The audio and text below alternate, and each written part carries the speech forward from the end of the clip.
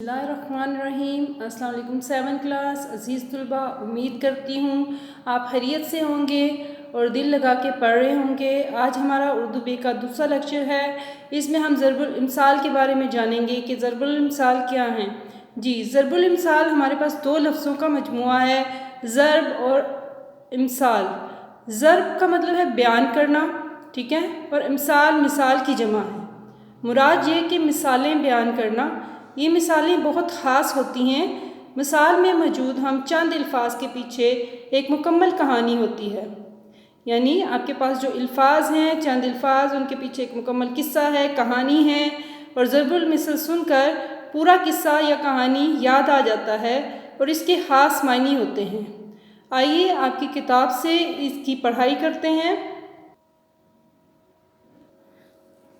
عزیز طلباء، آپ نے اپنی کتاب سے صفحہ نمبر 78 کھولنا ہے، اور اس میں ہم نے جو ضرب الامثال آپ کے سلیبس میں شامل کیے ہیں وہ ہے سانچ کو آنچ نہیں۔ یہاں سے سانچ کو آنچ نہیں، یہاں سے آپ نے لکھنا ہے، اس کا مطلب ہے سچائی ذریعہ نجات ہے۔ اس پہ آپ نے جیسے میں نے کہا کہ اس کے پیچھے پورا ایک قصہ ہوتا ہے، ایک پوری کہانی ہوتی ہے۔ اگر ہم دیکھیں تو اس کے پیچھے بھی ایک پورا قصہ ہے، پوری کہانی ہے، جیسے کہ سچ بولنے کے فائدے، سچ میں برکت۔ ایک کہانی ہمارے پورے ذہن میں آ جاتی ہے کہ جو سچ بولتا ہے وہ بہت سی مصیبتوں سے بچ جاتا ہے۔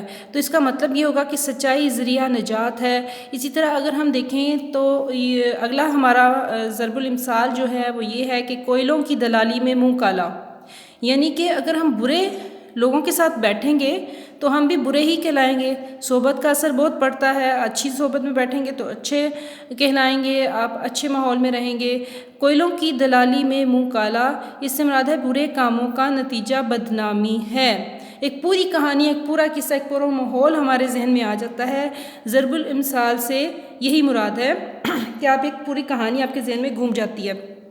اس طرح اگلا ہمارا ہے نمبر 3 پہ ہمارا جو ضرب المثل ہے وہ ہے گھر کا بھیدی لنکا ڈھائے، یعنی کہ اگر آپ کا کوئی اپنا ہی رازدار ہے، اپنا ہی گھر کا کوئی بھید جاننے والا ہے، تو وہ باہر آپ کی باتیں بتائے گا تو ظاہر ہے آپ کو بہت زیادہ نقصان ہوگا۔ تو اب اس کا مطلب یہ ہے کہ رازدار کی جو دشمنی ہے زیادہ خطرناک ہوتی ہے، اسے اپنی باتیں، اپنی تمام باتیں کسی سے نہیں کرنی چاہیے۔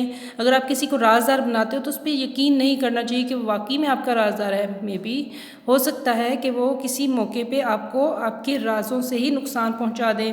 اس طرح گھر کی مرغی دال برابر، گھر کی مرغی دال برابر کا مطلب ہے کہ آپ کے گھر میں جتنی اچھی اچھی چیزیں ہیں، صاف ستھری چیزیں آپ کے گھر میں پکتی ہیں، یا گھر میں آپ کو جو فیسلٹیز ملتی ہیں، جو سہولیات ملتی ہیں، آپ کو ان کی قدر نہیں ہوتی۔ آپ کہتے ہیں کہ ہم نے باہر سے ہی کچھ لے کے کھانا ہے، باہر سے ہی چیزیں جو سی ہیں وہ استعمال کرنی ہے۔ تو اس کا مطلب بھی ہمارے پاس ہوا کہ ایک پورا کہانی، ایک پورا ماحول ہے جس کی وجہ سے یہ ضرب الامثال بنا تھا۔ تو اس کا مطلب ہے گھر کی چیز کی قدر نہیں ہوتی۔ پھر ہے گیہوں، نمبر 5 پہ ہمارے پاس ہے گیہوں کے ساتھ گھن بھی پس جاتا ہے، یعنی کہ اگر خطا کاروں کے ساتھ بے خطا بھی مارے جاتے ہیں۔ اگر دیکھیں تو ایسے ہے کہ اگر آپ کسی برے ماحول میں رہتے ہیں، آپ چاہے جتنے مرضی اچھے ہیں، تو ان کو اگر کوئی کسی چوری میں یا کسی چیز میں وہ سزا ملتی ہیں، تو اگر آپ ان کی صحبت میں بیٹھے ہیں تو آپ بھی ان کے ساتھ اتنے ہی خطا کار ہو جائیں گے اور آپ کو بھی اتنی ہی سزا ملے گی۔ اس لیے اپنے ماحول میں اپنے صحبت کو بہت اچھا رکھنا چاہیے۔ اس کے بعد ہمارے پاس ہے لاتوں کے بھوت باتوں سے نہیں مانتے۔ ہر ضرب المثل کے پیچھے ایک کہانی، ایک قصہ ہمیں نظر آ رہا ہے کہ شریر سزا اور سختی کے بغیر درست نہیں ہوتے۔ کچھ لوگ ہوتے ہیں جن پہ سختی کی جائے تو وہ ٹھیک ہو جاتے ہیں، لیکن کچھ لوگ ایسے ہیں کہ جو بغیر کہے بھی مان جاتے ہیں۔ لیکن جو ضدی لوگ ہیں، شریر لوگ ہیں، ان پہ سختی ضروری ہے۔ یہ بھی ایک قصہ، ایک کہانی آپ کے ذہن میں گھوم سکتی ہے کہ آپ کہہ سکتے ہو کہ لاتوں کے بھوت باتوں سے نہیں مانتے۔ پھر ہے نمبر 7 پہ ہمارے پاس لڑکا بغل میں ڈھنڈورا شہر میں، چیز اپنے پاس ہی ہو اور اسے ادھر ادھر تلاش کرتے رہنا۔ جب ایسے کوئی گھر میں ماحول بن جاتا ہے تو ہم یہ کہتے ہیں کہ مطلب چیزیں ڈھونڈ رہے ہیں، نہیں مل رہی، تو اس میں ہم کہتے ہیں کہ اور پاس ہی پڑی ہوتی ہے تو ہم یہ کہتے ہیں کہ لڑکا بغل میں اور ڈھنڈورا شہر میں۔ پھر ہے ہمارے پاس نمبر 8 پہ ملا کی دوڑ مسجد تک، یعنی کہ جس شخص کی جتنی پہنچ ہو وہ اس سے آگے نہیں سوچ سکتا۔ آپ اپنی طاقت اور اپنی حیثیت کے مطابق ہی کوئی کام کر سکتے ہو، اور اس کا مطلب جو سا ہے ہر شخص کی رسائی اپنی حیثیت اور طاقت کے مطابق ہوتی ہے، اس سے زیادہ وہ کام نہیں کر سکتا۔ کوئی عام معمولی شخص ہے تو وہ بہت بڑے بادشاہی عہدے پہ یا وزیر اعظم کے عہدے پر تو اپنی پہنچ نہیں رکھ سکتا، وہ اپنے علاقے کے معزز لوگوں تک ہی پہنچ رکھ سکتا ہے۔ اس سے اس محاورے، اس ضرب المثل کو ہم اس لیے استعمال کر سکتے ہیں کہ ملا کی دوڑ مسجد تک۔